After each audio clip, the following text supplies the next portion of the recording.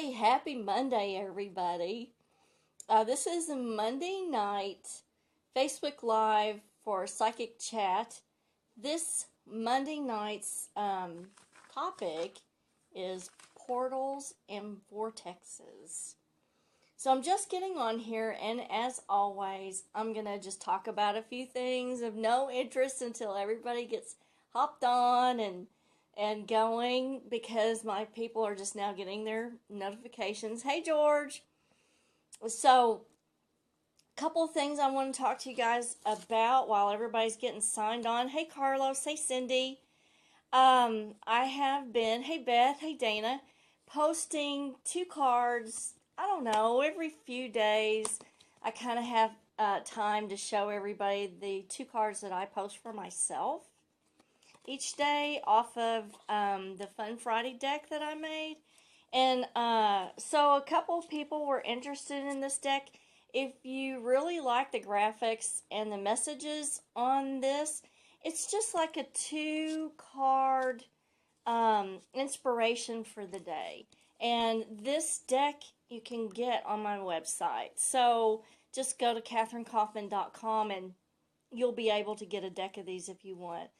Hey, everybody. Gosh, everybody's signing on really quick. Angie, Stephanie, Melissa, Dina, hey, Kyla, Cindy, Mary, Shauna. Hey, Shauna. Hey, Wendy. Hey, Tiffany. And there's Braxter and Dana. Hey, guys.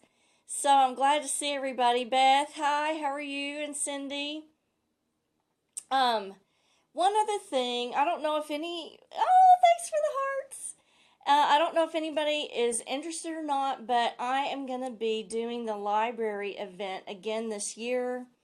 It's going to be at the Signature Club in Lansdowne, and I'm donating all the proceeds from the readings back to the library. So if you are interested in helping the library, which I love my library, come out and support us. Get a ticket and come to the Boo-tacular event. Hey, Chantal. Hey, Wendy. Hey, Patty. This is going to be a real interesting subject tonight. It's portals and vortexes.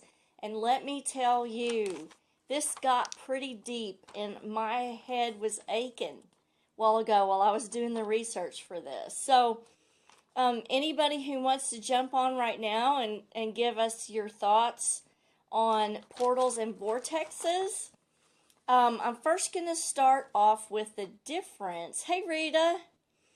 Hey, Bonnie. I'm going to start off with the difference between a portal and a vortex, because there's a big difference. So portals are specifically gateways or doorways that connect two locations by a tunnel. Okay? The vortex can be created or be at the intersection of the portal. So the vortex is a rotating mass of energy that causes a depression or a vacuum at the center of it. Now, when we talk about spiritual vortexes, we're usually talking about electromagnetic places on the earth that are very special or have special energy. Hey, Shelley. Hey, Zeke.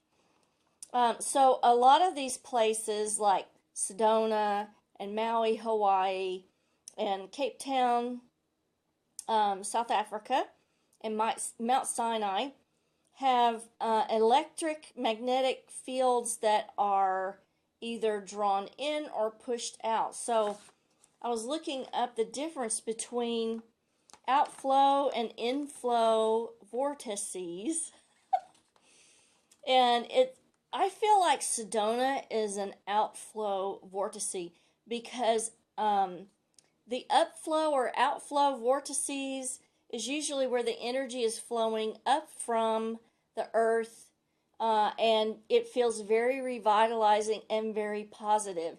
Let's see, Kayla has a comment. Can a vortex be created by a collective intent? I believe so, because thoughts from this collective intent would form a alteration in that electromagnetic field. So I'm going to answer Kyla, yes, they definitely can. Hey, Noelle. Now, a inflow vortice is a negative portal, and that's where the energy is flowing towards the earth, and that causes often feelings of fear or panic. However, in some of the research that I was doing, they did say that the inflow vortices, can be used for healing and self-realization. But my thought was, if it's causing feelings of fear and anxiety, I don't I don't think that can be very healing. I don't know that healing and self-realization is congruent with that. Hey Jennifer, let's see. I don't want to miss anybody's comment here. Anyway, so we got to some really complex stuff in looking up spirit portals and portals in general. So the gateways, the portal is a gateway, and the vortex is the rotation of energy either in or out. So spirit portals are gateways that are magnetized to a particular place or object. So objects that can be magnetized to become a portal are things like pendulums and mirrors, Ouija boards, things like that, can be magnetized as a portal. I think actually they become magnetized as a portal once a spirit uses it to cross through. So just the act of the spirit crossing through this portal, I think, is what magnetizes it to become a portal. So Rita has a comment. Here in Germany must be some very negative portals. Why do you say that, Rita? Is there a lot of feelings of fear and anxiety in that area? Holler back at me and let me know. Hey Jennifer. So getting back to spirit portals, Ouija boards, pendulums. So what they're saying is that the region of space where the third dimension and the fourth dimension intersect is a vibratory frequency that causes the portal to open. So then I got to looking into, I've already done like a newsletter on the 10 dimensions and how they're all folded in together. But I wanted to know specifically how it interacts with the third and the fourth dimension, because this referenced that. Okay, Rita says in Germany they're having a lot of fear and sadness. This could very well be related to an inflow portal or inflow vortex, Rita. A lot of these vortexes are related to intersection of ley lines also. Hey Rob, hey Shelley. So if you want to look at like a map of ley lines of the area that you're living in, look and see if there are particular intersections of the ley lines in the area that you're living. So Shelley has a comment. I know I have a portal outside, but I believe I have one in my home as well. Is that possible? Absolutely. There are portals everywhere. You can have a mirror in your home that's a portal. The reason why mirrors become portals is because they specifically bend and reflect light. And entities are made of radiation or light, and they use the bending and the folding that the mirror provides to pass through into the other dimensions that we're inhabiting. So Sheila has a comment. I'm having problems updating. Okay. Oh, well, Sheila, you can watch it. It's going to be recorded, so just watch it tomorrow. But for now, you can maybe listen. Hey, Patty. I left a board at my old place because it just couldn't be brought with me. Just not good things coming through, and happy I didn't take it.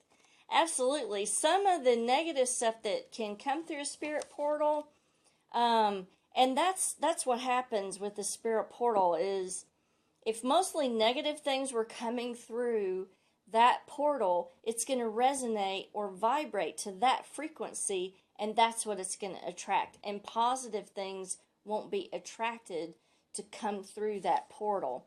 So, getting back to this intersection of the third and the fourth dimension.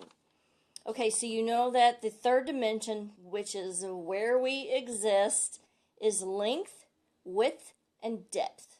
Okay, so the intersection of this with the fourth dimension is where most portals are located. So the fourth dimension, who can sound off and tell me what the fourth dimension is? Hey, Dale.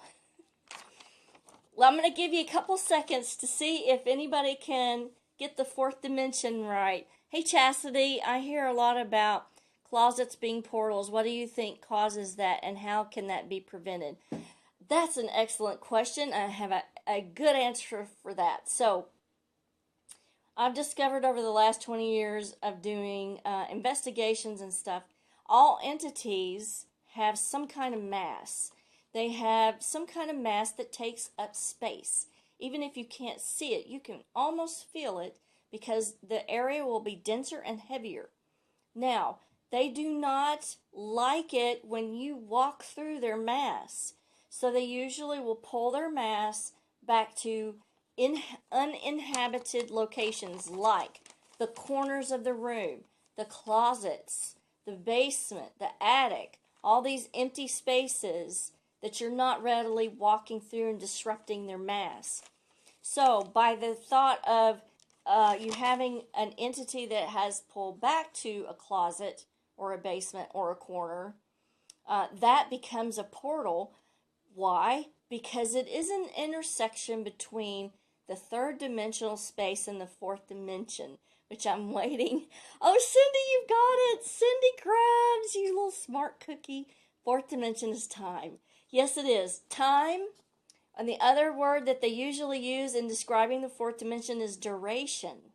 Okay? So duration or time is the fourth dimension that is intersection with the third, which is length, width, and depth. So when length, width, and depth intersect with time and duration, it becomes like a fluid wave. And the easiest way to understand this is to look up an image called a tesseract and watch this tesseract move. And that will, in your mind, that will connect and that will tell you what this looks like. Let me go back and see what comments are coming across. So Kyla says fourth dimension is where the spirit or entities reside. Yes, because they are light. Okay, ultraviolet radiation, ultraviolet light or ultraviolet radiation. That's what makes up most of the entities that we encounter. So Shelley says, what about doorways? If you look at the image of the tesseract, it looks like a doorway. Once time, width, and depth are put into motion, which time is a wave, which is motion and duration. Once that physical object, that three-dimensional object is put and intersected with time, it becomes a wave and it forms into this tesseract. And then once you see that tesseract moving, you will understand what I'm talking about, Shelley. So just go to YouTube and look up tesseract and watch the graphic of how that moves. It looks like an unfolding doorway, unfolding many unfolding doorways over and over and over. So Tiffany has a comment. Could that be why I can't handle a closet door being open? Yes. And that's why a lot of kids will say the boogeyman is in the closet, because the boogeyman is in the closet. I can't tell you how many investigations that we have had over the years that closets have always been involved. So I got to thinking, is it the structure, like Shelley was saying? Is it the structure of the doorway? But then when I got to doing the research and I looked at the structure of the tesseract, I was like, yeah, that makes sense, because it's a cube. Okay?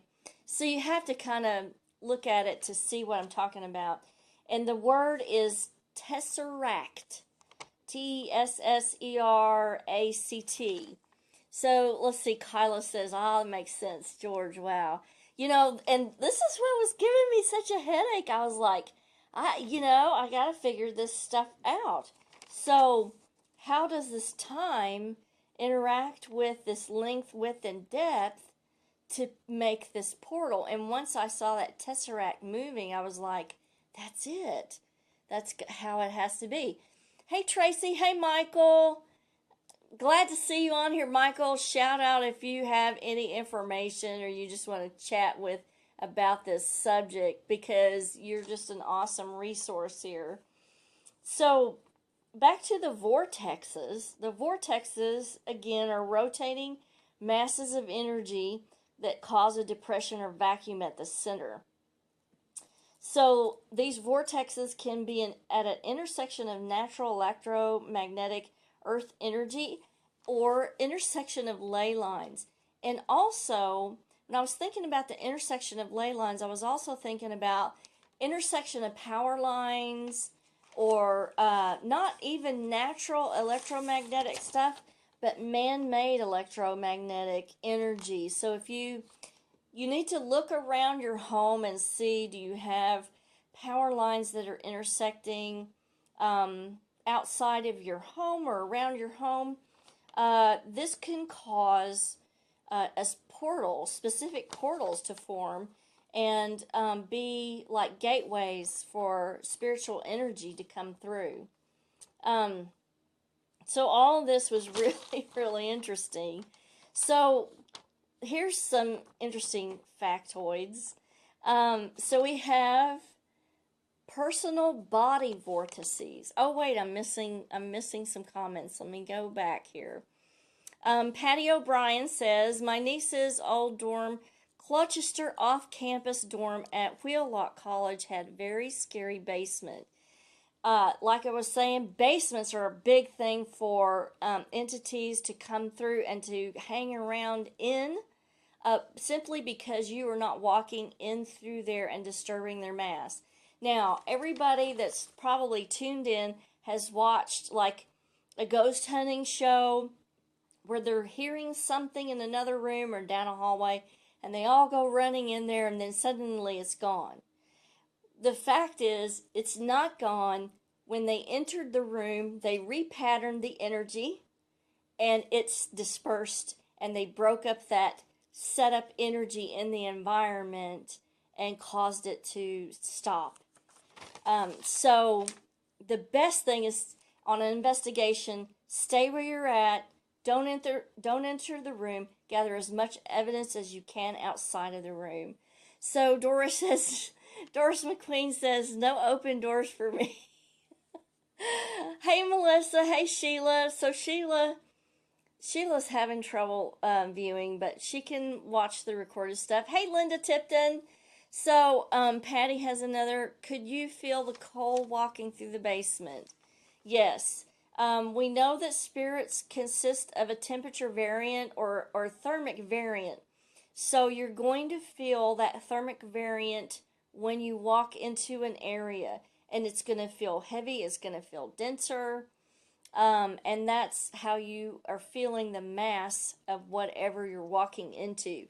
So Danielle, hey, Danielle has a comment. So they create a portal by their mass being in a space. Yes, absolutely. Once a spirit crosses through into physical space, that creates this portal or gateway. Gateways are from one space and time to another space and time. Hey LJ, hey Alicia, hey Lana, Mallory, Kathy, Cindy. So Mary has a comment. "My nephew loves his basement." You know what, Mary? How old is he? And there may be an invisible playmate down there keeping him entertained, is why he likes that basement. So that needs a little bit of investigation. So Michael has a comment. "Underground springs and large limestone deposits are great ley lines, and I have never seen an actual TV ghost." I was going to tell you guys. So, personal body vortices. Yes, chakras. Those are the personal body vortices. So your each chakra is a vortex.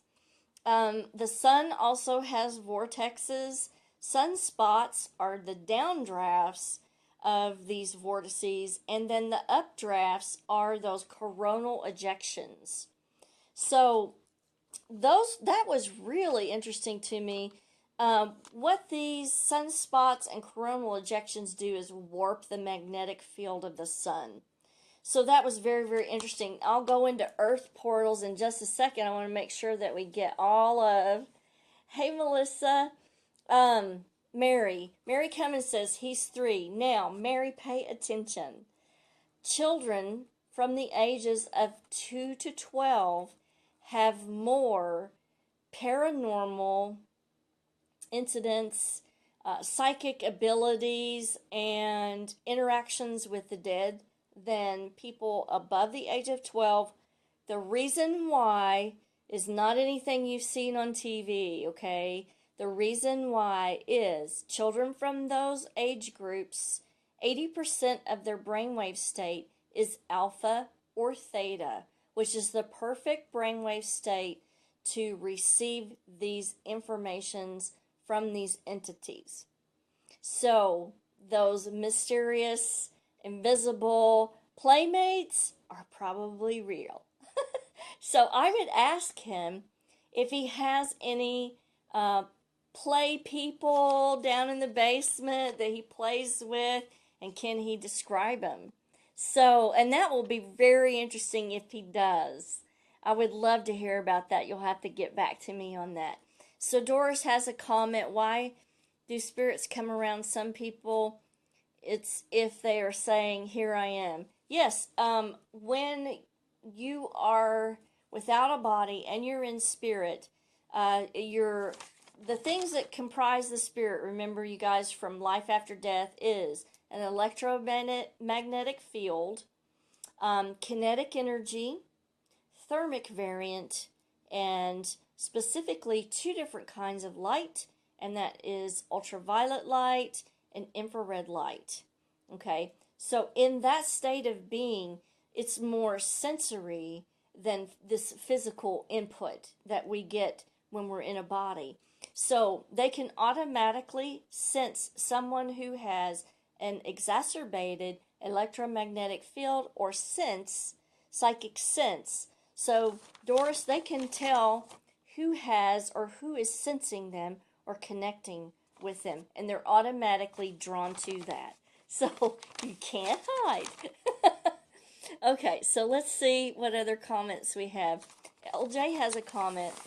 I don't have a basement, but there are energies in my kids' room.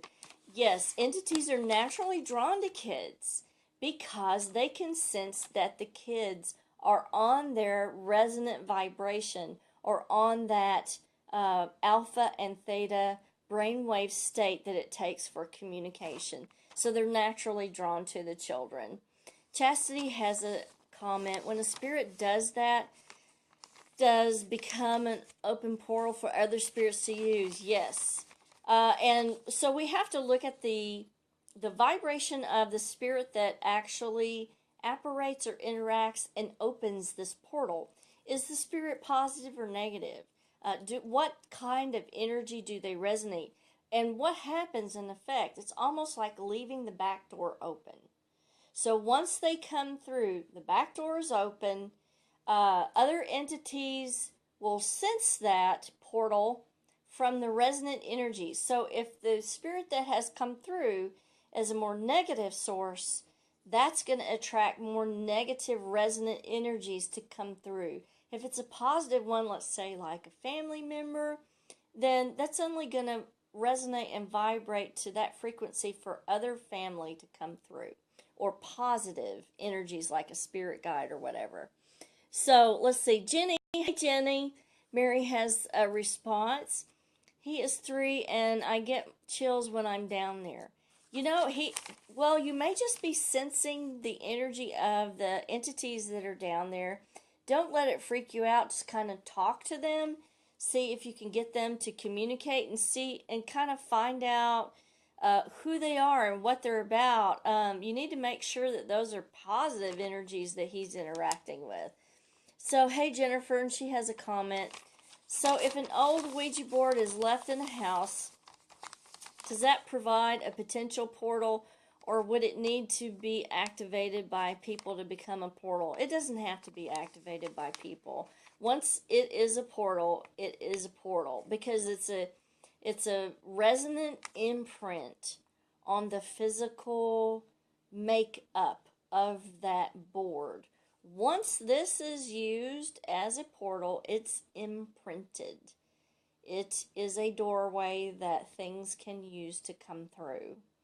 And that's why, Jennifer, in a lot of old houses, you have to really be careful of these old mirrors, because a lot of those have become portals just because there have been deaths and spirits that have passed in the home and have used that as a portal. So let's see, Cindy, so interesting. LJ, my daughter captured images on her camera and lots of faces. Was this, LJ, was this in the house or where was this? Let me know. Hey, Cynthia. Yes, he does, Mary says. I will try. Oh, yeah, let me know how that goes. LJ, when you think someone passed across your window, is there really a spirit passing by, or is it tricks of our eyes? Oh, that's a good question. I think it can be both because remember, glass and the mirrors bend the light, and all of these entities are ultraviolet light and infrared light. So it could be both, LJ. It could be both. Nothing in this field is ever set in stone, you guys. We're all just kind of exploring this together. Hey, Scott. So, let me see what other comments here. Hey, Cynthia. Hey, Arthea. So, Michael has a comment. In other words, you leave the door open to get some fresh air and you don't mind getting the occasional fly, but if you're not careful, you will get a wasp along with the fly in layman's terms. I love that analogy. That is so good. That is perfect. That is absolutely perfect. That's a perfect analogy, Michael. So LJ says, in her bedroom, it was a picture of her window. And you know why we get so many ghost photographies and photography of light anomalies is because the photographs also capture this bent or wave light. And light is a wave too. So it's this perfect light time conglomeration. So, hey Jeff, nice to see you. So LJ says, I see someone pass my backyard window every day. LJ, it would be really, really good if you could put a recorder out there and see if you could capture any kind of EVP with that. Or you might already know who this is. So, hey Tracy Lynn, hey Evelyn. Let me get back to earth portals because I didn't get a chance to tell you about the earth portals. And we were talking about the ability of limestone, quartz, crystals, and just plain old rocks to become vortexes. Also, trees. Interestingly enough, in my research, I did get a lot of information about trees being portals and being the location of a lot of activity where UFOs were sighted in between. And most of the reports were that the UFOs were located between two trees. And so I got to thinking, the trees may have been noted as portals in the past. Could the trees also, and specifically two, be portals for alien UFO activity? That's something I want to investigate a little bit further. Also, water Water, ponds, streams are also considered portals. I think it is because of the reflective quality of the light that they are. So Kyla has a comment. So I think it must be important to ensure that if you're creating a vortex or portal, you must also be conscious of closing it when you are done. Yes, absolutely. Now, from what research that I've done, the portals and the vortexes all rotate in a clockwise fashion. So, in order to close that, you would want to go the antithesis of that clockwise fashion to undo or close a portal. I'm still not sure that we can close all of the portals. I think that it's possible to close some portals. I think a lot of portals that have been maintained in certain areas for a long period of time that are very ingrained in the environment cannot be closed. Hey, Senia. Let's see, Michael has another comment. Now this takes quite a bit of knowledge before closing the vortex. Strongly caution anyway, open a vortex. Absolutely. One of the things that they were saying in my research was that the vortexes are usually separate from the portal, but a vortex can be created at this intersection of this third and fourth dimension where this portal opens. So that is a problem. That is a problem, Michael. Let me see if there's any other. Mirrors in water are also popular ways of creating a portal to the other side. They are effective as long as the user knows how to properly use and control them and ultimately close them down properly afterwards. Otherwise, you leave yourself open to unwanted guests using the portal. Many people inadvertently open portals and then don't even know what they've done. So, yes, inadvertently opening a portal and not even realizing it can be a problem. Let's go back. Let me see. I have some more comments. Donna K has a comment. Oh, her feed is freezing. Sorry. You can come back and view it later. Michael says, gateways only lead to possible demonic infestation. Not always, Michael. But you have to be extremely careful. A lot of graveyards hold portals. I know specifically there are many trees that hold portals. Spirit portals, like I said, can be pendulums.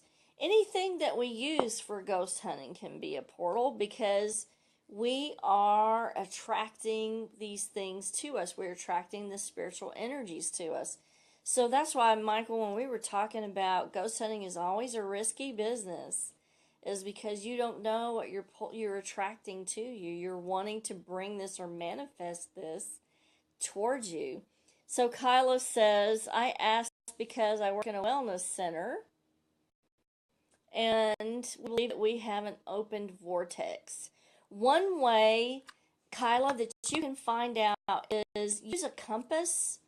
If you don't have an EMF detector, and for vortexes, I think that really the compasses work better.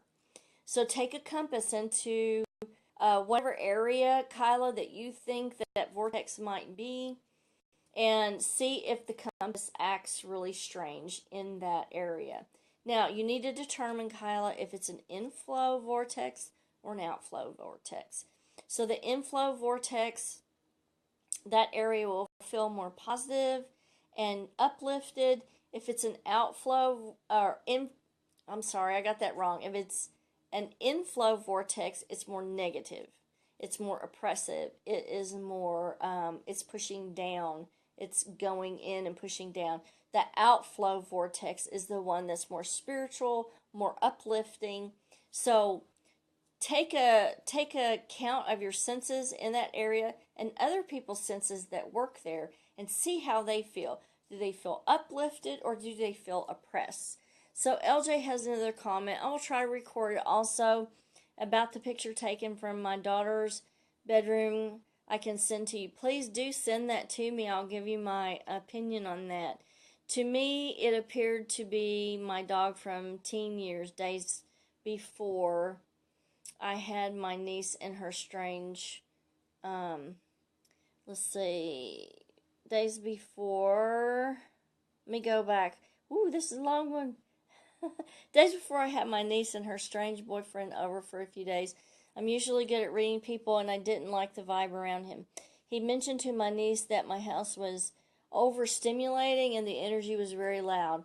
After they left in a bit of a hurry, these images appeared on my daughter's window on her camera. I feel the dog, the Great Pyrenees, being a guardian dog, and there was a guardian, and was there a guardian?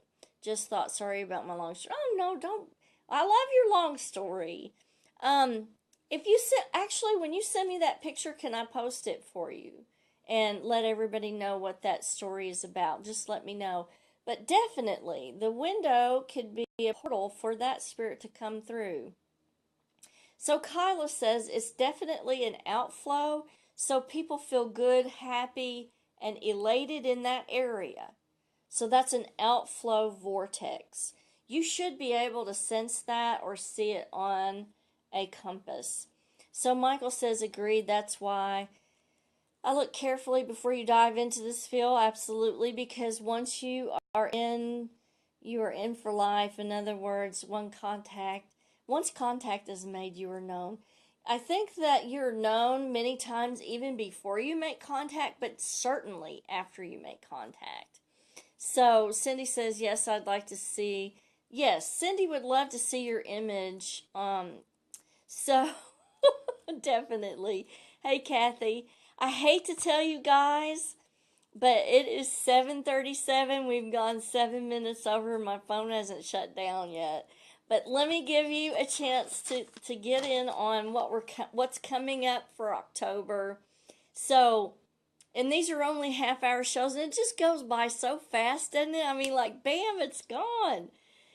Next Monday, I'm going to do dimensional veils. This has directly to do with portals and vortexes.